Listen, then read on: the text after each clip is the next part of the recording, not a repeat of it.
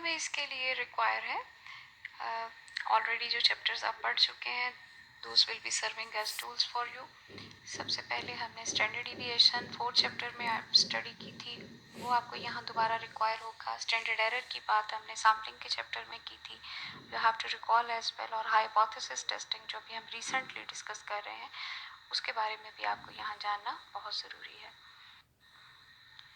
Problems क्या है जी score से जिस वजह से हमें टी टेस्ट यूज़ करना पड़ता है? तो उसकी वजह यह है कि most of the time researcher के पास इतना डेटा इंफॉर्मेशन रिक्वायर जो उसको जी कैलकुलेट करने के लिए होती है वो अवेलेबल नहीं होती, और इस वजह से उसे कोई अल्टरनेटिव टेस्ट की ज़रूरत पड़ती है। और मोस्ट ऑफ द टाइम जो मिसिंग एलिमेंट है वो पॉपुलेशन स्टैंडर्ड डिविएशन मिसिंग होता है, और इस बेसिस पे रिसर्चर के पास सैम्पल डाटा होता है, और T is the most effective tool जो कि हम सैम्पल डाटा पे लेके चल सकते हैं। टी स्टैटिस्टिक्स होता क्या है? इसके ज़िम्मन में ये 3 पॉइंट ज़्यादा अहम है। अगर हम बात करें टी स्टैटिस्टिक्स एक्चुअली एक ऑल्टरनेटिव मेथड है जी का। अगर हम ये कहें तो गलत ना होगा कि अप्रॉक्सीमेट ये जी टेस्ट ही है, but not exactly. Approximately this is a Z test, और एस्टिमेट स्टैंडर्ड एरर हमें इसमें रिक्वायर होता है, जिसको हम रियल स्टैंडर्ड एरर की जगह यूज़ करते हैं जब हमारे पास पॉपुलेशन सिग्मा अननोन होता है। Estimated standard error. Estimated standard error actually हम किस तरह से कैलकुलेट करते हैं? ये आपके पास अगर वेरिएंस है, सैम्पल वेरिएंस है, तभी आप कैलकुलेट कर सकते हैं, और अगर आपके पास एस्टिमेटेड पॉपुलेशन वेरिएंस है तभी आप इसको कैलकुलेट करते हैं। लेकिन मोस्ट ऑफ द केसेस में आपके पास पॉपुलेशन सिग्मा स्क्वायर नहीं होता, आपके पास सैम्पल की वैल्यू होती है, उससे आप एस्टिमेटेड स्टैंडर्ड एरर कैसे कैलकुलेट करेंगे? This is actually the sign of estimated standard error. और उसके लिए आपके पास स्टैंडर्ड डिविएशन सैम्पल की है, उसको आप डिवाइड करते हैं स्क्वायर रूट ऑफ n के साथ, या आपके पास वेरिएंस मौजूद है तो आप इस तरह से उसको ओवर दोनों को ओवर अंडर रूट कर सकते हैं।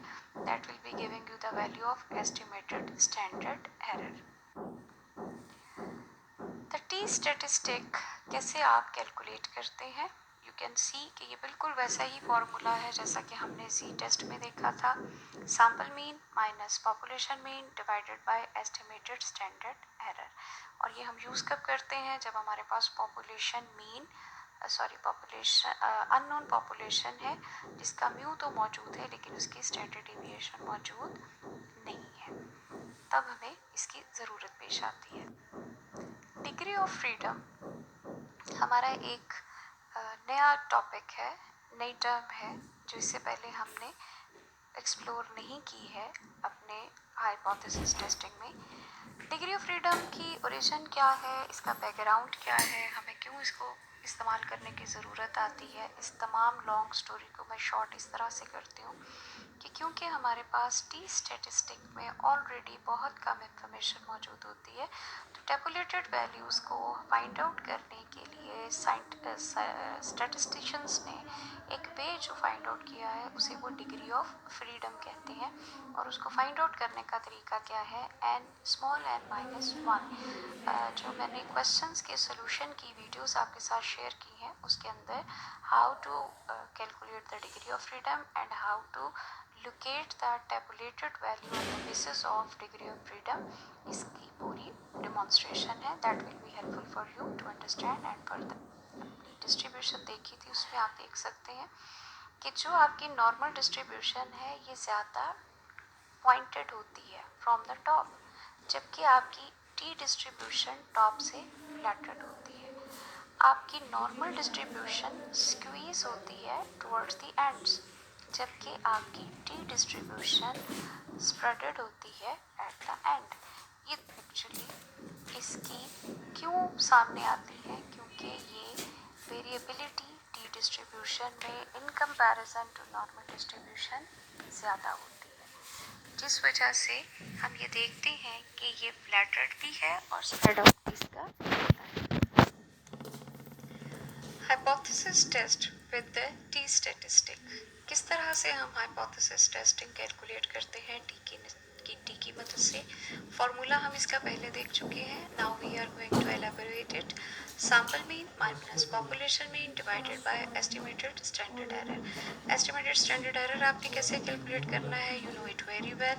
और आपके पास जो अब तो इसके टॉप पे जो वैल्यूज़ हैं वो आपके पास ऑलरेडी गिवन होती हैं और इसकी बेसिस पे आप हाइपोथेसिस टेस्टिंग करते हैं जो टी स्टैटिस्टिक में होती है। बेसिक एक्सपेरिमेंटल सिचुएशन क्या है टी स्टैटिस्टिक्स में। अगर आप देखें तो टी स्टैटिस्टिक्स के बेस पे हम बहुत सारी एक्सपेरिमेंटल रिसर्चेस कंडक्ट कर रहे होते हैं, बहुत सारे एक्सपेरिमेंटल प्रॉब्लम्स को सोल्यूशन दे रहे होते हैं। अजम्पशन इसके पीछे क्या है कि एक हमारे पास नोन पॉपुलेशन है जिस पे अभी हमने कोई ट्रीटमेंट अप्लाई नहीं किया। हम उसे एक ट्रीटमेंट देते हैं और उसकी बेसिस पे हम प्रिडिक्ट करते हैं उस अननोन पॉपुलेशन के लिए जो आफ्टर ट्रीटमेंट सामने आएगी। यानी एक सैंपल पे हम ट्रीटमेंट प्लान करते हैं और फिर उसको रिलेट कर देते हैं एक अननोन पॉपुलेशन के साथ कि उस पे ये किस तरह इफेक्ट क्रिएट कर। हाइपोथेसिस टेस्टिंग में 4 स्टेप्स आते हैं और आपकी आसानी के लिए इन 4 स्टेप्स को फर्दर मैंने स्मॉल बिट्स में डिवाइड करके 10 स्टेप्स आपके साथ शेयर किए हैं। डॉक्यूमेंट की सूरत में भी हैं जो template of the hypothesis testing के तौर पे आपके लिए हेल्पफुल होगा। एंड अलॉन्ग विद दैट आपके पास वीडियो रिकॉर्डेड भी हैं जिसमें कि आपके पास इसकी सारी एक्सप्लेनेशन होगी। These are the same steps. Null hypothesis, alternate hypothesis को किस तरह आपने स्टेट करना है, अल्फा लेवल डिफाइन करना है, क्रिटिकल रीजन को लोकेट करना है टी डिस्ट्रीब्यूशन के टेबल की मदद से, डिग्री ऑफ फ्रीडम के साथ बेस करते हुए आपने क्रिटिकल वैल्यू को फाइंड आउट करना है, फिर आपने टी स्टैटिस्टिक को कैलकुलेट करना है और अपना फाइंड करना है।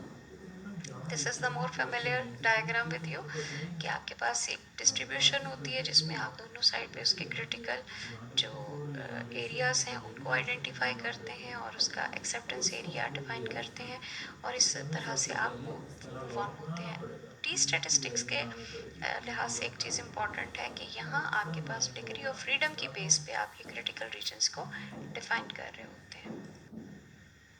असम्पशंस क्या हैं टी टेस्ट की, उनको हम इसमें डिक्लेयर करेंगे। Values in the sample are independent observation.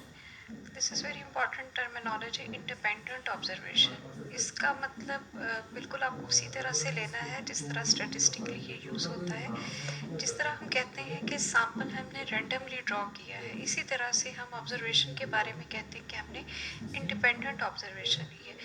कहने का मतलब ये है कि it should be unbiased observation. तो टी की एक असम्पशन ये है कि आपकी ऑब्जर्वेशन इंडिपेंडेंट होनी चाहिए। Population sample must be normal. आपका पॉपुलेशन का सैंपल नॉर्मल होना चाहिए। हाँ, एक सूरत हाल है जिसमें कि आपकी ये नॉर्मलिटी की असम्पशन वायलेट हो सकती है और वो ये है कि आपका सैंपल साइज लार्ज हो, क्योंकि जब आपका सैंपल साइज लार्ज होता है तो उस वक्त आपकी validity of hypothesis testing affect नहीं हो रही होती नॉर्मलिटी से। उसकी एक जो बाय डिफ़ॉल्ट रीज़न है वो ये है कि जैसे ही सैंपल साइज लार्ज होता है तो आपके डाटा की डिस्ट्रीब्यूशन इटसेल्फ नॉर्मलाइज होना शुरू हो जाती है। Measuring the effect size. This is very important slide. Actually होता ये है कि स्टेटिस्टिक्स जहाँ हमें न्यूमेरिकल और साइंटिफिक एविडेंसेस देता है वहाँ हमें इसमें कुछ इनबिल्ट शॉर्टकमिंग्स भी मौजूद हैं। सम टाइम जब एक एक्सपेरिमेंट के अंदर एक ट्रीटमेंट का इफ़ेक्ट कैलकुलेट कर रहे होते हैं तो बहुत स्मॉल ट्रीटमेंट इफ़ेक्ट भी स्टेटिस्टिकली सिग्निफिकेंट नज़र आना शुरू हो जाता है। स्टेटिस्टिकली तो ये सिग्निफिकेंट होता है लेकिन इन एक्चुअल ये बाय चांस हैपनिंग हो रही होती है इंस्टेड ऑफ दिस कि इन एक्चुअल वो आपके ट्रू रिजल्ट्स हों। हम इंटरेस्टेड ये होते हैं कि हमारा जो रिज़ल्ट है वो इतना इफ़ेक्टिव हो कि उसकी बेसिस पे जो हम प्रिडिक्शंस करने जा रहे हैं वो आफ्टर वर्ड पॉपुलेशन पे इम्प्लीमेंट हो सके। लेकिन अगर बाय चांस हैपेंड रिज़ल्ट की बेसिस पे हम स्टैटिस्टिकल सिग्निफिकेंस को डिक्लेयर कर देते हैं तो वो इन एक्चुअल हमारे रिजल्ट्स की इम्प्लीकेशन को डैमेज कर देता है। इसलिए ये सजेस्ट किया जाता है, रेकमेंड किया जाता है कि जब भी आप किसी भी हाइपोथेसिस टेस्ट को परफॉर्म करते हैं, और खुसूसन टी के ज़िम्रे में भी ये बात आती है कि आपने स्टेटिस्टिकल सिग्निफिकेंस को रिपोर्ट करने के साथ उसका इफ़ेक्ट साइज़ भी कैलकुलेट करना होता है, और इफ़ेक्ट साइज़ के बेसिस पे आप मज़ीद एक एविडेंस इस्टेब्लिश करते हैं कि आपका टेस्ट कितना इफ़ेक्टिव है। तो इफ़ेक्ट साइज़ क्या होता है और किस तरह हम इसको कैलकुलेट करते हैं, फर्दर हम इसको एक्सप्लोर कर रहे होंगे। कोहन्स टी।